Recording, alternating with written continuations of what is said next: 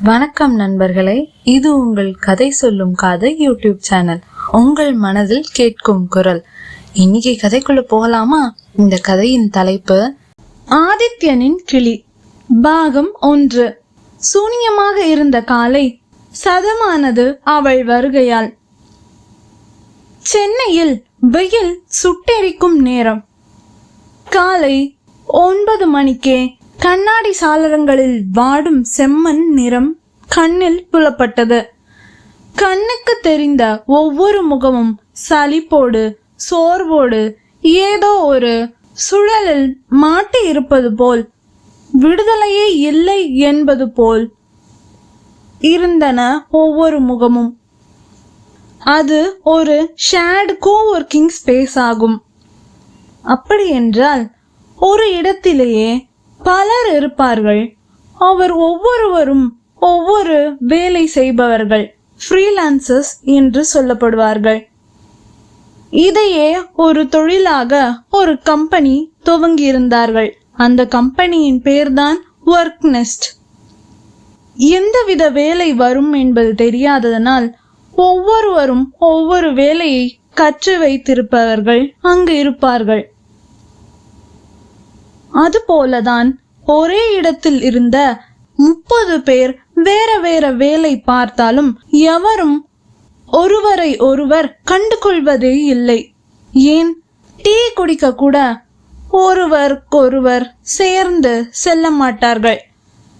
சிலர் கண்டுபிடிப்பு செய்கின்றனர், சிலர் வெப்சைட் டிசைன் செய்வார்கள், சிலர் காதலில் விழுகின்றனர், சிலர் வேலை நோக்கத்துடன் உள்ளே வந்து வேலை பளு தாங்க முடியாமல் உள்ளே என்ன நடக்கிறதென்றே புரியாமல் வெளியே போய்விடுவார்கள்.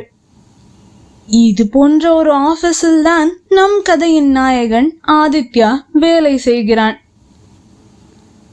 அவன் ஒரு UX டிசைனர். வெளிப்படையாக தெரியாதவனது தொழில்.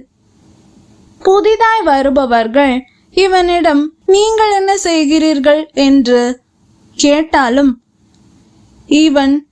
அவன் வேலையை பற்றி எடுத்து உரைத்தாலும் அவர்களுக்கு விடிய விடிய கதை கேட்டு சீதைக்கிராமன் சித்தப்பன் என்ற கதை போல ஒன்றும் புரியவில்லை என்பது அவர்கள் முழிக்கும் மொழியிலே தெரிந்துவிடும் இவனுக்கு. ஆனால் இவனது வேலையின்றி யாரும் ஒரு செயலியை புரிந்து உபயோகிக்க முடியாத சிக்கலாகிவிடும். அவனது டிசைன் ஃபைல்ஸில் கிளாரிட்டி இருந்தாலும் அவனது வாழ்க்கை ஃபைலில் ஒரு உளுந்து வடை கூட உருப்படியாக இருக்காது. இவ்வாறு சென்று கொண்டிருந்த அவனது குழப்பம் நிறைந்த வாழ்க்கையில் அன்று சோதனைக்கு சோதனை சேர்ப்பது போல் ஆபீஸில் ஏசியும் வேலை செய்யவில்லை. வெயிலால் கோபம் உச்சி மண்டைக்கு ஏறி கோபமடைந்தவன் அவன் வேலை பார்த்து கொண்டிருந்த லேப்டாப்பை ஒரு முறை முறைத்தான். சீலிங்கில் பதிக்கப்பட்டிருந்த ஏசியையும் ஒரு முறை முறைத்தான். இன்று முழுவதும் என்ன முறைத்தாலும் எதுவும் மாறாது என்று உணர்ந்தவன் சலிப்பாக அவன் ரோலிங் சேரில் சாய்ந்து என்று பெருமூச்சு விடுத்தான். அந்த நேரம்தான் சாரல் காற்று வீசுவது போல் உணர்ந்தான். அவன் நிமிர்ந்து பார்க்காமலே அப்பா என்று ஒரு நிம்மதி பெருமூச்சும் விட்டான். அவன் நினைத்தான், ஏசி சரியாகிவிட்டது போல, என்ன அதிசயம் என்று. ஆனால் அவன் உணராதது அவள் வந்திருந்ததை தான். அவள் வருவதற்கு கதவை திறந்த போதுதான் வெளிக்காற்று உள்ளே அவன் முகத்தில் வீசியது. ஏதோ ஹீல்ஸ் செருப்பின் சத்தம் கேட்டு அப்பொழுதுதான் அவனும் நிமிர்ந்து பார்த்தான். வெள்ளை நிற சுடிதாரில் பச்சை நிற துப்பட்டா, ஒரு போனிடைல், தோளில் ஒரு பெரிய ஹேண்ட்பேக். அதில் அவள் படித்து கொண்டிருந்த புத்தகம் திறந்தபடி அதில் கவிழ்ந்து தொங்கிக் கொண்டிருந்தது. Love in the time of chaos என்று அந்த புத்தகத்தின் பெயர். அவளது பெயர் நிவேதா. தொடக்கத்தில் ஆதித்யாவுக்கு அவள் பெயர் கூட தெரியாது. ஆனால் அவளது நடையின் மென்மை எதிரொலி இல்லாத தாளத்தின் நடந்தால் போல் இருந்தது.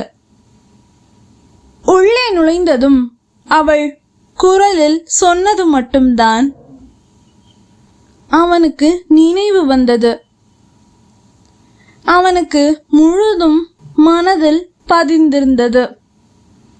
இன்னும் 10 நிமிஷத்துல வந்துடுறேன்னா, சாரி பஸ் லேட் ஆயிடுச்சு. இந்த சாரி சொல்லும் முறையிலேயே கூட என் மேல் கோபம் கொள்ளாதே என ஒரு பாவம் நிறைந்த கெஞ்சுதல் இருந்ததை அவன் உணர்ந்தான். அதிகம் பேசாத ஆதித்யா நிமிர்ந்து பார்த்தான். முதன்முறையாக அவனது உதடுகள் தானாகவே சொன்னது குட் மார்னிங். அவள் நின்று பார்த்தாள். மெல்ல சிரித்தாள். இந்த சிரிப்பின் அலைகளில் ஆதித்யா கண்களுக்கு ஏதோ காந்தம் வைத்தது போல் அவள் பால் ஈர்க்கப்பட்டான். அவள் சிரிப்பை உதிர்த்துவிட்டு அதற்கு மேல் எதுவும் பேசாமல் அவள் இடத்திற்கு நடந்து சென்று விட்டாள். வாரங்கள் நகர்ந்தன. அவர்கள் ஒரே டேபிளுக்கு எதிரே அமர்ந்தாலும் இருவரும் ஒருவருடன் ஒருவர் பேசாமல் கீபோர்டில் தட்டி தட்டி வேலையை மட்டும் பார்த்து கொண்டு இருந்தனர். ஆனால் நிவேதாவின் இடைவெளி நேரங்களில் அவள் எதையோ அவள் பழைய நோட்புக்கில் எழுதுவதை கண்டு ஆதித்யா அவளை ரசிப்பது உண்டு. அந்த ஒரு நாள் அவளது நோட்புக்கில் கீழே எழுதப்பட்டிருந்தது, ஒரு பார்வை, ஒரே பார்வை. அந்த ஒரே பார்வையில்தான் என் கண்களுக்குள் ஒளிந்த காதல் கவிதை எழுந்தது. இவன் யாரோ, ஆனால் இவனோடு இருந்தால் என் வார்த்தைகள் என் வாழ்க்கையும் அழகாகின்றன. அந்த எழுத்துக்களை மெதுவாக அவன் விரல்களால் தடவினான். அதே நேரம் நிவேதா ஆதித்யா முன் வந்து நின்றாள். ஆதித்யா சற்றும் பதறவில்லை. கூலாக அவளிடம், ஆமா, இந்த கவிதைக்கு இன்னும் நீங்க தலைப்பு வைக்கலையா என்று அவள் கண்களை பார்த்து கேட்டான். இல்ல, நீங்களே சொல்லலாமே, நீங்க ஏதாவது ஒரு பேர் சொல்லுங்களேன் என்று ஆதித்யாவிடம் அவள் கேட்டாள்.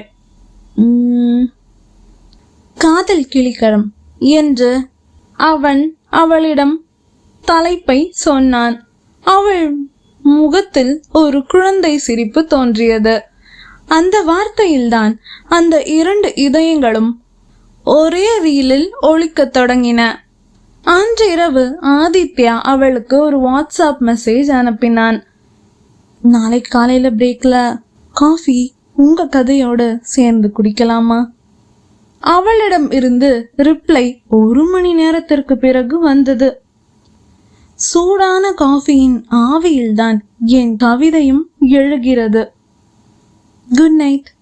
இது ஒரு காதலின் தொடக்கமா? ஆதித்யாவுக்கு தெரிந்தது. அந்த கவிதையோடு வாழ நினைத்த ஒருத்தி இன்று அவன் மார்னிங்கை மெல்லியதாக்கி விட்டாள். அடுத்த நாள் காலை அவர்கள் பேசியது போல் இருவரும் காஃபி பருகி கொண்டே அவள் கவிதை எழுத இவன் தலைப்பை கொடுத்தான். பிறகு மீண்டும் வந்ததும் அங்கு அவர்களின் மேனேஜர் வந்து, நம்ம ஆபீஸ் டே நாளைக்கு, அதனால ஒவ்வொருவரும் ஏதாச்சும் உங்களோட வாழ்க்கையில இப்போ நிகழ்ந்துட்டு இருக்கத ஒரு வரைபடமா வரைஞ்சு அந்த ஓவியத்தை நாளை காலையிலேயே இதோ இந்த போர்டுல நீங்க பின் பண்ணிடணும் என்று அனௌன்ஸ் செய்துவிட்டு போய்விட்டான். அந்த நிகழ்வுதான் அவர்கள் உறவில் அடுத்த படிக்கட்டாக இருந்தது. ஆனால் அந்த நாளுக்கு முந்தைய இரவில் நிவேதா கோவர்க்கிங் ஸ்பேஸில் இரவு 8 மணிக்கே வெளியேறிவிட்டாள். மறுநாள் காலை அவளுடைய இருக்கை காலியாக இருந்தது. ஆதித்யா அவள் அமரும் இடத்தில் இருந்த மேசையை பார்த்தான். அது வெற்றிடமாக இருந்தது. அவள் டிராயரை திறந்து பார்த்தான். அதில் அவளுடைய கவிதை நோட்புக் மட்டுமே கிடந்தது. அதை எடுத்து திறந்தவுடன் முக்கியமான ஒரு பக்கம் கிழிந்திருந்தது. அவள் எழுதியது: என் வார்த்தைகளை அவன் கையில் விட்டுவிட்டு இந்த இடத்தை விட்டு புறப்படுகிறேன். ஏனெனில் எனக்கு தெரிந்தது, சில கிளிகள் பறந்தவுடன் கைகள் வலிக்கலாம், இதயங்கள் பாரமாகலாம். நிவேதா எங்கே போனாள்? இது காதலின் தொடக்கத்திற்கு முன்பே முடிந்து விட்டதா அல்லது ஒரு சோதனையா என்பதை பாகம் 2 பார்க்கலாம். இதே சேனலில் இதே நேரத்தில் நாளை உங்களுக்காக.